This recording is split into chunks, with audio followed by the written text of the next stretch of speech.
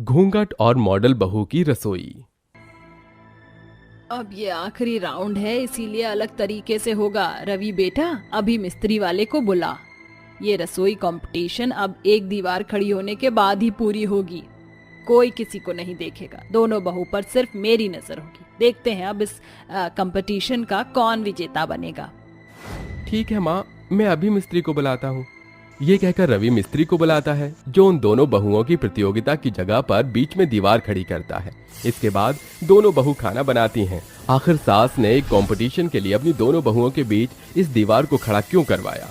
आखिर चल क्या रहा था, पूरी बात क्या है, ये जानने के लिए हमें कुछ समय पीछे जाना होगा, जहाँ कोकिला अपने दोनों बेटों की शादी एक साथ एक मंडप में करवाती है। लेकिन उसकी दोनों बहुओं में बहुत अंतर था।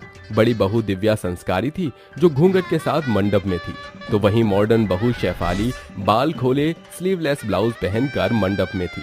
कुछ देर बाद दोनों बहुएं गृह प्रवेश करके घर में आती हैं तो कोकिला कहती है, बड़ी बहू, ये तुमने 2 गज का घूंघट क्यों किया हुआ है? तुम गिर भी सकती हो इससे। इतना घूंघट करने की कोई जरूरत नहीं है, सास ही तो हूँ मैं तुम्हारी। वही तो माँ जी, आजकल का जमाना बदल गया है, मेरी तरह रहना चाहिए, बिल्कुल बिंदास। नहीं बहू, इतना भी बिंदास नहीं होना चाहिए कि पता ही ना लगे कि तुम इस घर की बहू हो या दुल्हन हो। देखो तुम्हारा शादी का जोड़ा कैसा है। नई बहू को इस तरह से रहना चाहिए कि लगे बहू संस्कारी भी है। ओहो माँ जी, मैं भी तो मॉडर्न जमाने की हूँ, ये संस्कारी वंस्कारी मेरे बस की बात नहीं है। मुझसे ज्यादा कपड़े लादे नहीं जाते। नहीं शेफाली, माँ जी जो बोल रही है वो बिल्कुल ठीक कह रही है। खैर तुम्हारी अपनी मर्जी। चलो बहुत बातें कर ली, अब थोड़ा आराम करो। सास की बात सुन दोनों बहू बेटे अपने कमरे में जाकर आराम करते हैं। अगले दिन संस्कारी बहू दिव्या जल्दी उठकर घूंघट में रहकर घर की सफाई से लेकर पूजा पाठ तक के सारे काम कर लेती है। वहीं देरी से मॉडर्न बहू उठकर ढीले ढाले टॉप पजामे में बिना नहाए रसोई में आकर खुद से कहती है, यार अब तो मेरी शादी हो गई है, खुद उठकर चाय बनानी पड़ेगी, तभी मुझ में जान आएगी, वरना मैं कोई काम नहीं कर सकती। घर पर माँ थी तो मेरे आँख खोलते ही बेड टी ले आया करती थी। ऐसा कहकर शेफाली अपनी चाय बनाकर रसोई में पी रही होती है। तभी सास आकर कहती है, बहू ये क्या है, कैसे कपड़े पहने हैं, और तू नहाई भी नहीं और बिना कुछ किए चाय पी रही है, शर्म नहीं आती तुझे? नई बहू के ये कर्तव्य होते हैं ससुराल में। आप तो ऐसे बोल रही जैसे मैंने कुछ अपशगुन कर दिया हो। माँ जी, हम नटा संस्कारी बहू, मैं मॉडर्न जमाने की हूँ। सुबह उठकर बिना नहाए मुझे चाय चाहिए होती है, फिर मैं कोई काम कर पाती हूँ, वरना आलस बहुत आता है। अब चाय पीने के बाद अच्छा लग रहा है, नहाऊंगी फिर पूजा करूंगी। वाह मेरी मॉडल जमाने की बहुरिया, तेरी तो उल्टी ही गंगा बहती है। लोग सुबह जल्दी उठकर सफाई कर पूजा करते हैं, लेकिन तुझे पेट पूजा करनी है, फिर कुछ और। बहू ये तेरे सही लक्षण नहीं है, सुधर जा। बड़ी बहू को देख, तेरे से पहले उठकर सारा काम कर लिया, वो भी घूंघट में।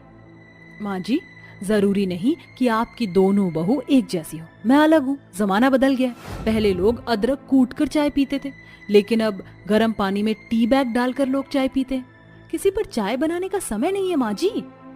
तू अपनी जगह सही है, लेकिन मेरे घर में मुझे मॉडल तरीके नहीं चाहिए। मुंह जूठा करने के बाद कोई पूजा सफल नहीं होती है। अगर पूजा करनी हो तो नहा कर ही करना, वरना जरूरत नहीं है। ये कहकर कोकिला चली जाती है। फिर शेफाली भी तैयार होकर आ जाती है, स्लीवलेस ब्लाउज पहनती है। उसे देखकर कोकिला क्या ही कहती। फिर दोनों बहू सबको नाश्ता परोसती हैं।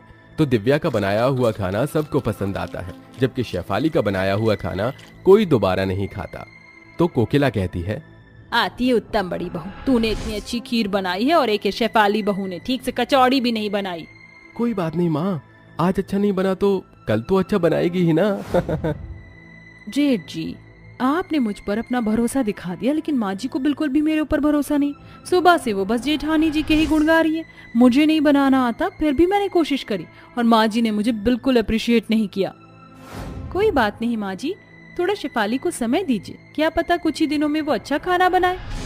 ठीक है भाई, मैं गलत हूँ, मैं चुप हो जाती हूँ। मैंने इसके कपड़ों को तो कुछ नहीं बोला, लेकिन अगर बहू ने खाना बनाना नहीं सीखा तो मैं चुप नहीं बैठूंगी।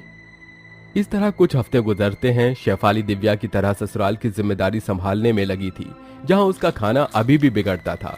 वो YouTube से भी खाना बनाकर सीखने की कोशिश करती है।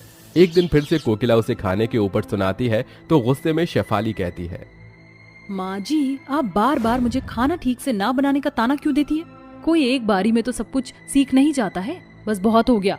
माँ जी अब मैं जेठानी जी से अच्छा खाना बना कर खिलाऊंगी, आप देखना। और मैं चुनौती देती हूँ उन्हें सामने से। अच्छा देख रही है ना दिव्या बहू, शेफाली क्या कह रही है, चुनौती है तुम दोनों की। माँ जी हम दोनों बहनों की तरह हैं, इसमें चुनौती करने की क्या जरूरत है। जरूरत है जेठानी जी, मुझे खुद को साबित करना है माँ जी के सामने। ठीक है मुझे तुम्हारी चुनौती स्वीकार है। ठीक है घूंघट वाली बहू और मेरी मॉडर्न बहू, तुम दोनों के बीच में कल खाना बनाने की प्रतियोगिता है। जो 3 बार में अच्छा खाना बनाएगा वही इस प्रतियोगिता का विजेता होगा। ये सुनकर कोकिला अगले ही दिन घर के बाहर अलग अलग टेबल पर गैस स्टोव और रसोई का जरूरी सामान रखवा देती है, जहां वो दोनों 30 मिनट के अंदर अपनी पहली डिश बनाकर सास के सामने लाती हैं। सिर्फ मैं नहीं, मेरे दोनों बेटे भी खाने को चखेंगे और तुम दोनों ईमानदारी के साथ बताना। जी माँ, बेस्ट ऑफ लक शेफाली। तीनों खाना चक्कर कहते हैं। खाना तो दोनों का बहुत टेस्टी बना है। मुझे खुशी हुई शेफाली बहू, तेरी पहली डिश अच्छी बनी है। शुक्रिया माँ जी। अब वक्त है जेठानी जी की डिश खराब करने का। जीतूंगी तो मैं ही आज। चलो दूसरा राउंड शुरू करते हैं, तुम्हारे पास सिर्फ आधा घंटा है। ये कहकर दिव्या अपने खाने की जल्दी जल्दी तैयारी करती है। वहीं शेफाली दिव्या को जल्दी काम करता हुआ देख किलसती है। उसकी बहू बेटे आपस में बात कर रहे होते हैं, जेठानी दूसरी तरफ काम कर रही होती है। इतने में चुपके से शेफाली उसके खाने में ज्यादा नमक डालकर चली जाती है। ये होता हुआ कोकिला देख लेती है मगर चुप रहती है।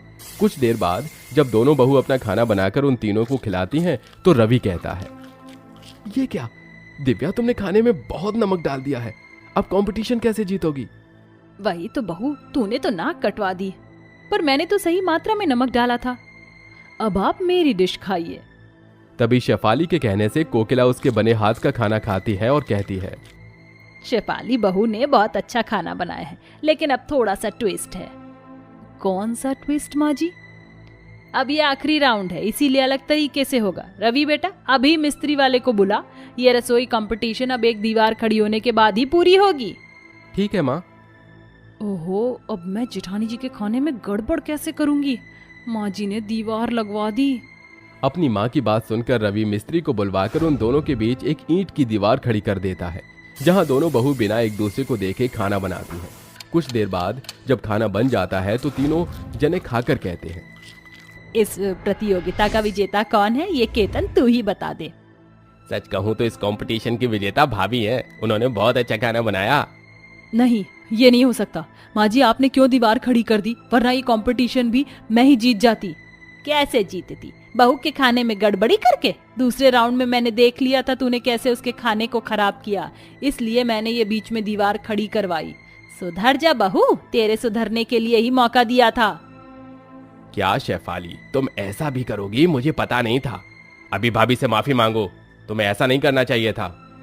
नहीं करूं तो क्या करूं? जेठानी जी मुझसे परफेक्ट है। मैंने बहुत कोशिश करी अच्छा खाना बनाने के लिए, पर नहीं हुआ, इसलिए मैंने दूसरे राउंड में उनका खाना खराब कर दिया। लेकिन मुझे एहसास हो गया है ये सब करके कोई फायदा नहीं। माँ जी, जेठानी जी, प्लीज आप दोनों मुझे माफ कर दीजिए। अब मैं पूरी कोशिश करूंगी कि आपकी तरह बन जाऊं, मुझसे भी बेहतर बनोगी। तुम बस थोड़ी सी कोशिश करो।